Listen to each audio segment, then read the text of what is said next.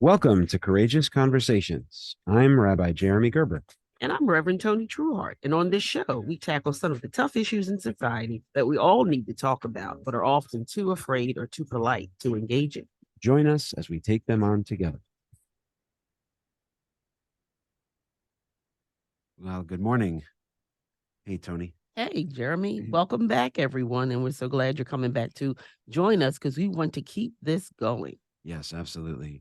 So, in light of our show being called Courageous Conversations, a couple of things we wanted to acknowledge. So, we're recording this on October 9th. So, it may be a couple of weeks till you hear this, and the situation may have changed dramatically, but we wanted to sort of acknowledge the violence that's started taking place already in Israel and in Palestine, and just how horrifying and horrific it's been. And so, we both, I think, have a lot of feelings about the situation and fears for what's to come, but not knowing where things will be when you hear this on the 23rd, we didn't want to spend too much time on it, but just acknowledge how absolutely horrific it is. Absolutely. And certainly for me, from the Jewish community perspective, just terrified for people in Israel, a lot of friends and family that are there, and really just hoping, praying for people to be safe, and for civilians on both sides to not be too horrifically impacted by everything that's to come. Absolutely. And, again, from my background from the Christian faith, they are our brothers and sisters. Yeah. And I'm absolutely horrified and praying for their safety, but also praying. And that kind of leads into our courageous conversations. People get to this point and they're ready to fight before even wanting to sit down and reason together, and even thinking about how your actions affect somebody else. And to get to the point where it's just all out war. Yeah. And unfortunately, as you know, it's been going on for hundreds and hundreds of years, but truly we are praying deeply for the safety of people. And it really breaks my heart. It does. I mean, it is. It is very much connected to our courageous conversations because, as you say, so often people will start with attacks and start with violence, or at least to start with accusations of the other side, when ultimately there's fault on all sides. Exactly. And like you say, there's a tremendous amount of history, and unless that can be focused on and unpacked, you have two people trying to fight for the same tiny plot of land, right, and not really acknowledging the right of the other to exist there. And so it just becomes really devastating for everybody. And a lot of times the political leaders at the top are making these things happen, and the civilians suffer. Yes, absolutely. So and unfortunately, that goes on all over the world. Yes. And, it may not come to points like this, but that's why we've come together to really we need to put a stop to this. Absolutely. And I think so. It's the impetus for our show. I mean, what the first question that we wanted to ask, and then we're going to bring in our guest for today. But the first question I think we wanted to grapple with in general on this show is what makes for a courageous conversation? What needs to be there for it to be courageous, and for it to just sort of push a little bit where people are not comfortable being pushed? What do you think? Absolutely. I think that's a great place to start. So what would you say makes for a courageous conversation? Well, really be willing to, as I said before, a conversation is two people talking. But when one person is talking, the other person should really be listening to understand. Right. And that is just as courageous, because most of the time we're only coming from our own background, our own history, and then thinking about how I should respond rather than really listening to understand where that other person is coming from and why they're feeling that way, why they're taking the actions that they're taking. Right. So, and that is just as courageous to me, to be able to do that. Right. Exactly. We call it a courageous conversation, but really the courageous part can be the listening. At least 50% of it is the listening, and not just listening to yourself and what you want to say. Exactly. And waiting for my next moment to jump in, but to really understand the other person's perspective, where they're coming from and what's been difficult for them. And so I would agree. I mean, I think the listening and the genuine desire to hear what the other side has to say is critical. And then I would also say the humility and the vulnerability to come to it willing to learn something, willing to understand somebody else's experience. Absolutely. And so I wanted to start there, and I'm glad we started talking about it a little bit. But we wanted to bring in our first guest for our courageous conversations, and a very appropriate first guest as well. So I started before this podcast. I was a rabbi at a congregation in Delaware County for 14 years. And early on in that time, I started noticing how siloed our community was from the communities around us, and feeling like there was just a lack of communication between communities. And so, one of the first partners that I was able to appeal to in this work is a gentleman named Cory Long, who runs an organization called Making a Change Group, Mhm. also sometimes called TMAC, which is about mentorship and education in the city of Chester. Corey is born and raised in Chester. He is, as they say, of Chester, Mhm. and we've been working together for nearly 10 years now. And Corey and I co-founded a group called Fuse, the Fellowship of Urban-Suburban Engagement, which, even though actually you and I had met briefly before that, Mhm. my ex-wife worked with Right. you Mhm. together, and that's how I knew you. But when Corey and I started to work with Fuse, we were able to bring you in pretty early on. So Tony's Mhm. been a big partner in the Fuse work as well. But we wanted to welcome to the show for this, our only our second courageous Yeah. conversation, and our first guest, Cory Long. Thanks a lot, Jeremy and Tony. Thanks for having me. It feels a little awkward hearing you call me guest because the two of you have been friends of mine for, like you said, a decade, and Tony even Even longer than longer. Yes. that. Yeah, so but nonetheless, I'm happy to be here. And I just wanted to echo your thoughts and sentiment. My prayers and condolences go out to everybody that's impacted by the war and tragedy that is has taken place in Israel, and just looking forward to um, seeing how some type of conflict resolution and resolve can Mhm. get back on the right track. And in my prayers for that. And as you said, both sides are to be looked at. We can't just look at it from one perspective, like we do sometimes in this country. And hopefully, again, we can get back to some type of resolution and conflict. Resolution, peaceful conflict resolution in Mhm. that area. Absolutely. Thanks, Corey. Absolutely. And Yeah. and I think, again, it leads so very easily into our courageous conversations because, I think the idea of coming to sit together at the table and trying to work on a resolution would require people to come together and know about the history, know what's happened, acknowledge some of the background Mhm. in order to get there. And so, Yep. my first question to you, Corey, looking back at the work that we did, is why did you feel there was a need for dialogue like Fuse? Like when I first came to you and said, "This is something I've been thinking about." What did it? What was that for you? Where were you at So for that so journey? for me, I was pretty skeptical. I was open, but I was still skeptical.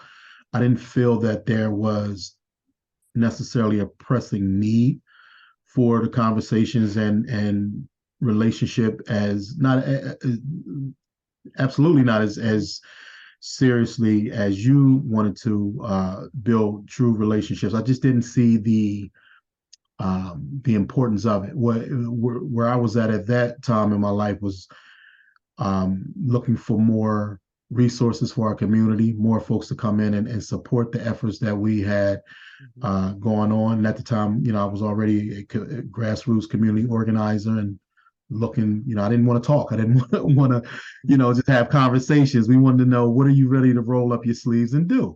Mhm. And so, but I stayed the course, and we had plenty of conversations and brought some great folks along, such as Tony and others, to try to build a steering committee and get Fuse going. And as over time, I began to see what you were seeing, the importance of having those genuine relationships, which ultimately made courageous conversations even a little more easier for us to have.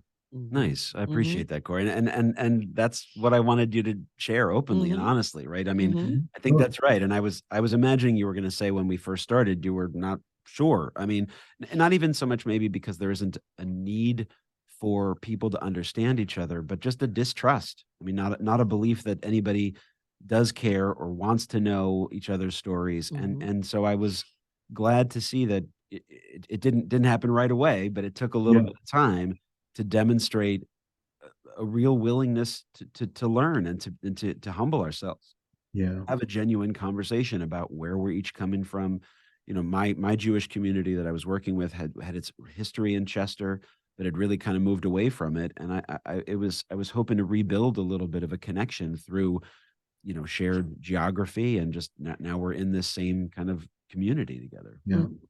And if I could follow up that question, so since I wasn't a part of your original conversations, what was it, Corey, that was the light bulb that came on and said, you know what, maybe this is something we really should do? Well, in full transparency, again, I was in my mid to late 30s when we was at Fuse's inception, and I didn't know a lot about the Jewish plight. I didn't know a lot about, the Jewish community.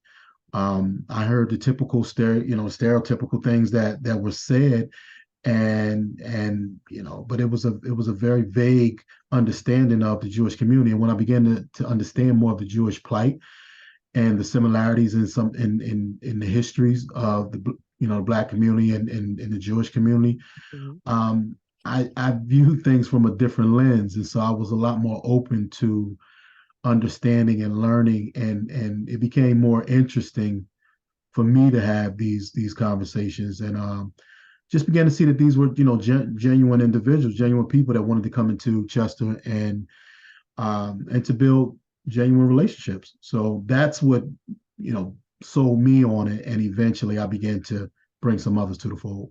And what would you say, did you have any concerns when we started? Were there things that you thought, I mean, yeah, we can be hopeful. Let's see, let's just, start it off and maybe it'll be good, maybe it won't. But were there concerns for the work?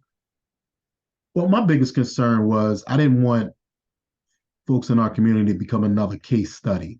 Don't come into the city of Chester and just study, folks and how we live and how folks are, oppressed and depressed and the issues that are surrounding, the community. And then, come in with a little token of appreciation and the stereotypical care packages, turkey giveaways, and canned goods and things. This isn't a third world country. Like, this isn't what's happening here. So let's build some genuine conversation and see where the rubber meets the road, and we can support one another's communities. Nice. Yeah. Absolutely. As I talk to people, I found that to be the same thought process that a lot of other people were thinking, particularly those who, as you said, Cory, didn't really have a real experience with the Jewish community, if you're African American. And then also, I'm sure it was the same way for you, Rabbi, that, folks from your community who never really had a genuine experience with the African American community. I'm sure there was pushback for you as well. There was a lot of pushback. Absolutely. So I thought so we're going to jump into a commercial in a moment, but yeah, I think when the second half, we'll talk a little bit more about that. I did get pushback. I mean, we got pushback on both sides. Is anybody even going to want to do this dialogue? Are they interested? Are they, do people want to know what we have to say on either side? And so I think that those were some of the barriers we really had to get to. But why don't we take a break here? And then we'll come back in a couple of minutes and continue our conversation. Serving my country required sacrifice that changed my life forever. I remember the day I came home. Because of my injuries, this house wasn't right for me anymore. I remember the narrow doorways, the small bathrooms, the shelves out of reach when in my wheelchair. Every day was full of obstacles. I felt trapped. I remember a better day, the day my family received a specially adapted custom home from Homes for Our Troops. That day changed everything. Now we have a safe and accessible home to enjoy the freedom I fought for. This place, our home, is exactly what we needed to rebuild our lives. Homes for Our Troops builds and donates specially adapted custom homes nationwide for severely injured post 9/11 veterans and enables them to rebuild their lives. Join our mission at hfotusa.org. When I got out of the Marine Corps, I was not just, working with my physical disabilities, I was emotionally broken. I remember thinking, how did I get here? How? It was affecting me in my marriage. My husband, he didn't know how to help me. He actually called Wounded Warrior Project. Wounded Warrior Project had this thing called Couples Odyssey. It was an eye-opener, and I think it really saved our marriage. They gave us books and resources and tools on how to help us with that. I just love him. I love you, honey. Me too. Watching her fight for her mental health, fighting for other veterans, fighting for this family, helped me to fight too. Well, I always loved it, but I love it 10 times more for that. Not all wounds are visible. If you or a loved one are suffering, visit woundedwarriorproject.org/notalone.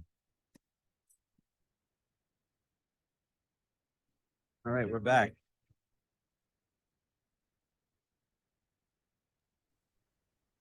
So we're going to continue our conversation with Cory Long, who is the director of Team MAC, the Team Making a Change group, and also the co-founder together with me of the FUSE group, Fellowship of Urban-Suburban Engagement, where Tony is a steering member as well. So, you know, I think where we kind of left off right before was some of the barriers and the challenges of the conversation. And I felt that it was a skepticism on both sides. You know, I know people in my community said, are people there going to even want to have this conversation? What are the possible successes and outcomes? Where's this even going to go? And what other, you know, barriers would you say, Cory, that you saw in the work that we did? Some of the pitfalls along the way. Jeremy, you guys are a little lower than you were before the break. Just so try to pick it up a little. But it just I could speak to some of the other barriers where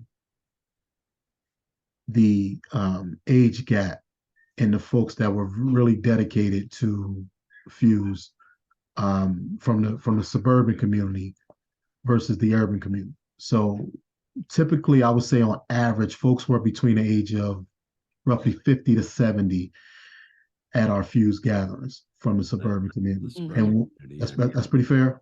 70, maybe up to 80. Yeah, up to 80, right. So folks in our community typically was, I say more so between the age of 40, maybe a little younger, maybe 30 to 55-ish, you know, on average.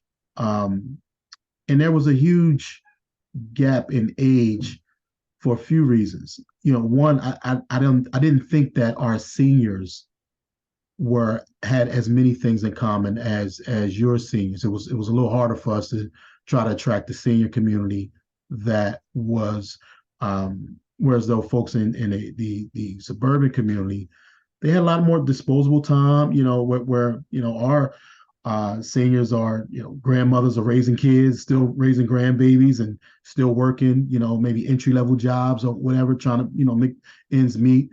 And we've seen that across the board, even with some of the younger ones that even, you know, participated. There were challenges in times when I remember we even talked about providing childcare just to make it more accessible for people from our community to attend childcare and a stipend, because folks were really in the hustle and bustle of life and trying to make time just to have a conversation and come meet, greet, and eat. You know, they were looking at it like, what do I get out of that? You know, so, you know, if you want, I see you want to jump in, Jeremy, and say something. No, but absolutely. I mean, I was going to totally agree. I felt like those kind of basic elements of, like, you know, childcare, as you say, or the cost of things that seem like they should be easily figured out, we're not. I mean, because you want to keep everybody's sense of dignity and that we're coming at this from an equal point of view, even while acknowledging that there's not an equality, right? That we're not coming at it from exactly the same perspective, but still trying to kind of meet in the middle, for sure. Yeah. And I was thinking through as you were talking about some of the challenges, and I remember, Jeremy, conversation that we had early on is, you know, one of the things that was disturbing to you is you felt that when you would mention this to some of the members of your congregation, it was almost as if they had this attitude that, well, let me go in and help these poor people. Yes. So how did you overcome that? You're right. It's a big challenge. And trying to convince people, first of all, it would be to try to say to them, people are proud of their community. You know, they're not living in a place that they feel they need to be rescued, they need to be saved from. You know, it was one of the first things that I discovered talking to people in Chester, is that there's a tremendous amount of pride and love of their community. And that if we think of ourselves as being there to save somebody else, it's completely not just condescending and demeaning, but it's not accurate. It's not true for what we're trying to achieve here. And so the courageous part of the conversation was kind of removing the ego in all the communities, but certainly in the suburban and in our Jewish community, but other Christian groups that we worked with in the suburban communities, to remove some of the ego and to allow yourself to learn something new from people, on all sides. Yeah. Mhm. And Very true. I'll add there was another barrier, obviously cultural barriers, but one particular incident I remember was when we had a cleanup. One of our first events was a cleanup, and one of our organizers was collecting, items just for the cleanup, and she took in a batch of bananas to give out. Now, her thinking, which I later, found out, was bananas are easier to kind of crack and peel when, if you're cleaning up. But the way it was presented, the first thing I thought was someone is donating these bananas to make a mockery, as to say, let's help these monkeys down here clean up. You know what I mean? So it was those cultural, barriers and just things that were somewhat offensive, at times that we just did. We had a chance to talk through it, but it was just it didn't come off the way that that person was intended for it to. Absolutely, but exactly as you say, the way to get through that was conversation. We're supposed to acknowledge and to sit and really discuss why was it perceived one way and how did the other side miss that entirely. And I think that's often so much of the barriers. It's just people say, well, I was offended, and the other side says I didn't realize it, but no one talked to anybody else. Right. How are they supposed to know that? And I thought some of my favorite takeaways, you're giving one good example, Cory, but there's several that we could talk about. Absolutely. And we talked about maybe having a follow-up conversation, perhaps, to be able to expand on this beyond the radio show. But some of those takeaways were from those moments where it got really dicey. Yes. And I found those, and one of the things I would say to people about Fuse is, if you spend enough time with people, if you really get to eat dinners together, spend time socially, eventually you accidentally say what you mean. And that concept, I think, is important. If people are trying to be pleasant and nice and just say what they feel they're supposed to say for a while, but after a while they'll accidentally say something real, which is good, because then we can talk about it. And then we can, without trying to embarrass somebody, just say, if you felt that way, that sentiment is probably felt by other people. Absolutely. Absolutely. And part of that in what you brought up, Cory, is, really understanding the other culture. And therefore we have different cultures. So therefore the same word may have a different definition for your culture than it has in my culture. But being able to come together and have the conversation to understand that, so that things like that don't happen, where something goes on and the person is offended and the other person doesn't even recognize it. Right. And then it snowballs into something that it doesn't need to be. So, and we had a few of those conversations, or a few of those incidents. I can recall it was the Women's March follow-up that we had those conversations. And, just understanding the definition of the word being prejudice, being racist, and, some of and, just in talking, and people began to say what they mean, but then realizing that, think about what you're saying, because if you're saying things or doing things that makes that other person who is different feel less than, that's a problem. That's a problem. And I'm smirking because I can't help but remembering a dinner that my family was invited to from a friend that we met through Fuse. We've known him almost 10 years now, and we were at their dinner on a Friday evening. It was, it was a Jewish dinner. They invited us over, and we had a great time. But they had a dog. They had a beautiful dog, and the dog was pretty friendly with us. I mean, we have a dog, so they probably smelled our dog on us. But they made a comment because he kept barking, and they made a comment that said, "I think he's just not used to being around Black people." And I couldn't believe that they said that after all these years and all these conversations we had. I could not believe that they would say something like that, and they didn't think that was offensive. So I just joked it off and said, "So you invite us to your house with your racist dog, huh?" Racist dog. Oh my God. Right. So, oh my God. so they kind of laughed, and it was an opportunity to joke about it, and we could have had a courageous conversation around it a little bit more, but at the time, we were there to just kind of fellowship and have a good time. So, I let it pass, but it just goes to show that those conversations continually need to happen, even after 10 years, with people that you build genuine relationship with. Yeah.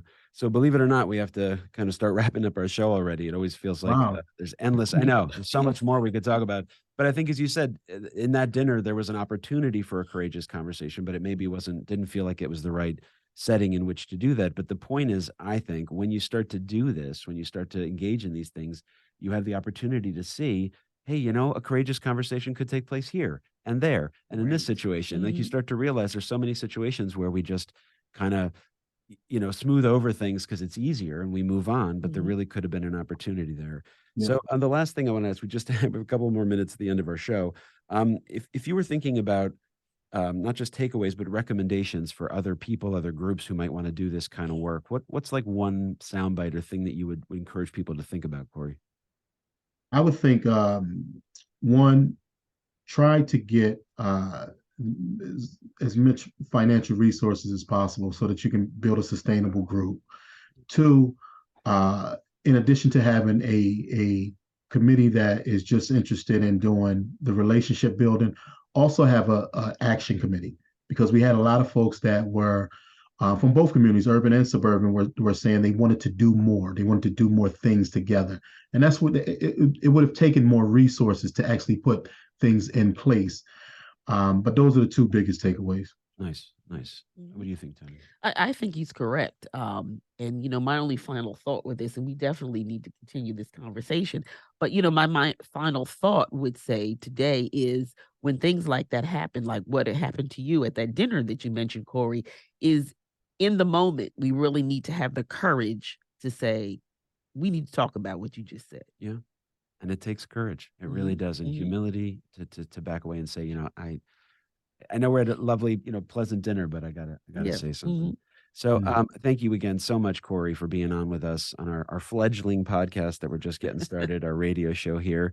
If you want to see more from our show, you can find us at WWDB-am.com and under their on air tab. We look forward to having more conversations like this and to continuing the discussion.